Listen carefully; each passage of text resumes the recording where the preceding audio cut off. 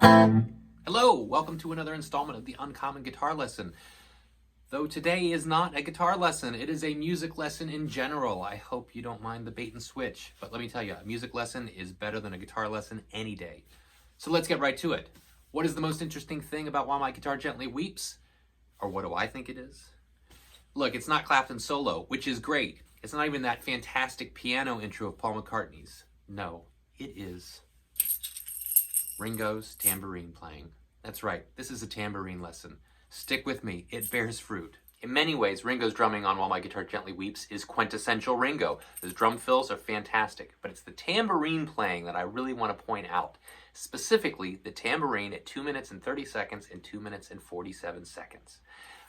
Ringo plays kick, kick, snare, tambourine. That's 1, 2, 3, 4. 1, 2, 3, 4.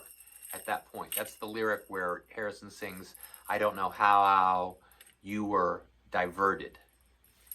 After that, 8 measures, the tambourine goes 1, 2, 3, 4, 1, 2, 3, 4. So let me point that out again. The first time it's 1, 2, 3, 4, 1, 2, 3, 4. The next 8 measures, 1, 2, 3, 4, 1, 2, 3, 4. That change happens on the lyric, "I don't know how you were inverted." Ringo inverts the tambourine. It's on 4 and then it's on 2. It's absolutely brilliant. And it is a perfect example of a thing called tone painting, which means you use the music to emphasize the lyrical content.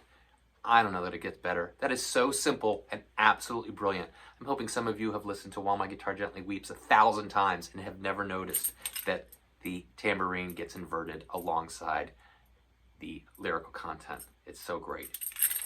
I also need to point out a little research here that all of the Beatles used to play tambourine on songs. Check out John's fantastic tambourine on Drive My Car. I used John Wynn's book, the Beatles Recording Legacy. This is an incredibly obsessive book, and I'm a little bit obsessive myself, detailing all the recordings sessions. So according to John, Ringo's on tambourine on this. By the way, when I show Beatles books, I can't neglect this book because it's absolutely worth mentioning. This is also a 2-volume set like Wynn's book.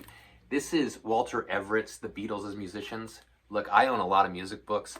These are the best books I own, are Walter Everett's books on the Beatles. You can learn so much about music in general, not just the Beatles, from these books. Highly recommend them. Go get them now. So that's where my research comes from, both Everett's books. A lot of my Beatles teachings come from Everett's books.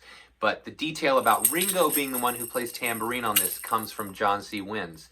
And I've never been able to confirm that anywhere else, but Ringo did play the tambourine most of the time, even though other Beatles played tambourine on other songs.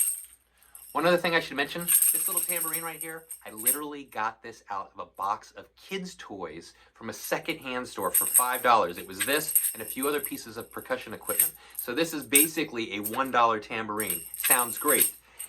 This tambourine is a $30 tambourine. It's got a nice handle there. It sounds different. It doesn't sound better. Pay attention to those tambourines on Beatles songs. The tambourine on While My Guitar Gently Weeps is not the tambourine that's on Norwegian Wood. Beatles seem to have a lot of different tambourines. I also have this other cheap blue tambourine, also sounds different. And I've got sort of the classic hippie tambourine with the drum head on it. And they all sound different. I use them for different songs. So one tambourine does not fit all. I highly recommend picking up a few different types. There you have it. The subtlety of the tambourine, the subtlety of displacing some beats. By the way, there is notation for this little simple example, and you should go and listen to the song at 2 minutes and 30 seconds and then just let it run through to 2:47 is where you'll hear it switch over.